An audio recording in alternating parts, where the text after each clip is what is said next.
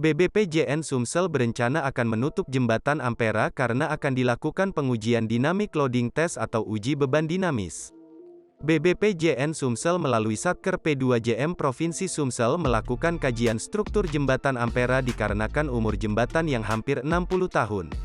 Selama dibangun pada tahun 1962 hingga 1965 dan umur jembatan sekarang 56 tahun ini belum pernah dilakukan. Untuk usia jembatan, setiap jembatan ini berbeda-beda.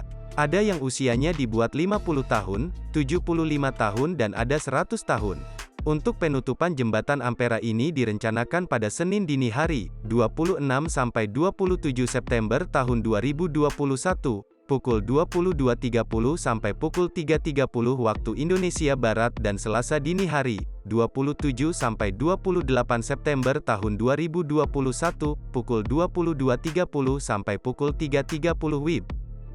Dalam penutupan ini pihaknya menyiapkan jalur alternatif yakni dari seberang Ulu ke seberang Ilir yakni dari Pelaju, Kertapati, Jakabaring, dan sekitarnya dapat melewati Jembatan Musi 4 atau Jembatan Musi 6. Sedangkan dari seberang Ilir ke seberang Ulu dari Jalan Sudirman dialihkan menuju Jalan Merdeka ke arah Jembatan Musi 6.